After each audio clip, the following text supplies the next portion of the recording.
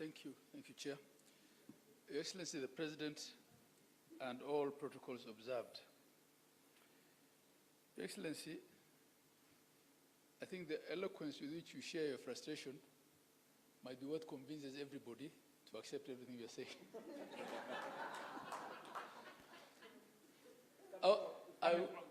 I was so convinced about this housing thing. I wish the parliamentarians were also here. Your Excellency, I think we also share the same frustration because we've been saying the same thing. My name is Ahmed Abdullahi, Governor of Wajir, Vice Chair of Council. We've been saying the same thing in all our counties. I first started getting into the political space, not contesting but supporting someone in 2002. And every time presidential aspirants came to Jiir, they have talked of exporting meat to the Middle East. So I've told my people, we either do that these 5 years or we don't talk about it ever. So those are some of the things. Now, with respect to leather, I wish I knew that we could make more money from the skins than from the meat. We've just come out of a drought situation, and we've lost, quite some livestock. We could have lost even more had it not been for the interventions of national and county governments. The boreholes and the borehole coverage that we've had has actually helped reduce the amount of livestock we've lost, but we've still lost a lot of livestock. And they die with the meat and with the skins and everything. So this leather business is something that we want to take very, very seriously. In a number of counties up in the north, because we keep being reminded that we have the third largest herd in Africa, a lot of that herd is sitting in south, in arid and semi-arid counties. And I also saw that the gentleman who was presenting, when he was talking about the hides and skins, he didn't include camel hide. Right? And I'm sure that could be quite useful as well.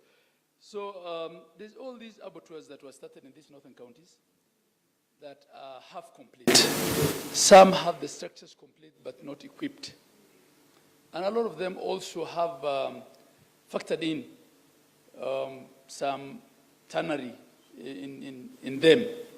So probably we need to then have a conversation with Moses and his team to see how best to complete this.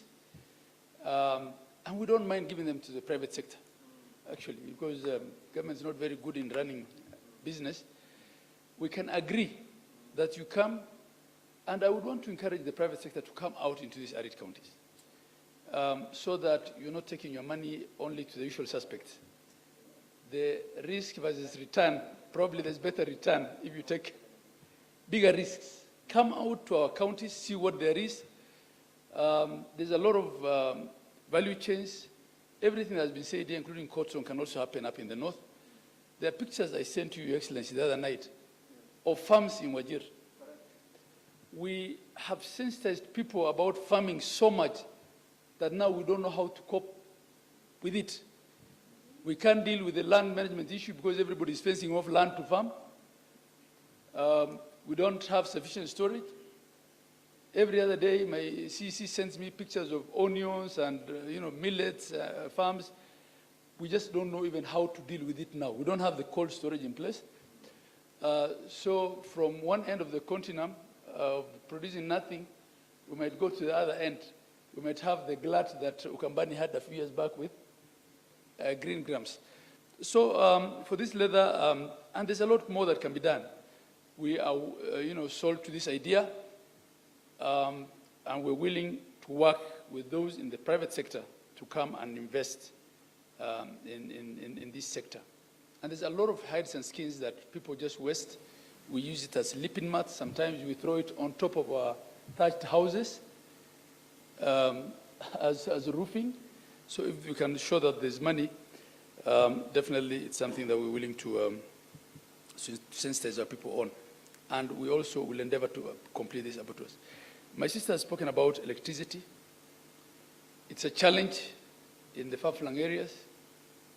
Your Excellency, this week, 3 times, my people threatened to ban the KPLC gensets, the diesel generator gensets, because we have had electricity rationing in Wajir Wajir town, for the last 5 years.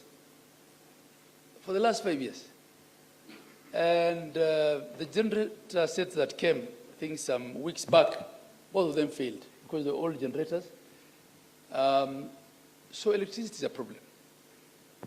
I went to India some time back, about 2 months back, to a place called Ahmed. And by local law, every house must have solar panels on its roof. And they generate electricity, which goes back into the grid. So if what you produce in your house is more than what you consume, you actually make money from the grid. And we're wasting all that sun up in the north.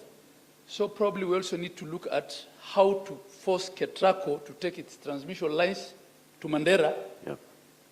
and together force everyone to have solar panels on their rooftops to generate enough electricity and make it cheaper for these producers. Thank you, Your Excellency. Thank you. Thank you.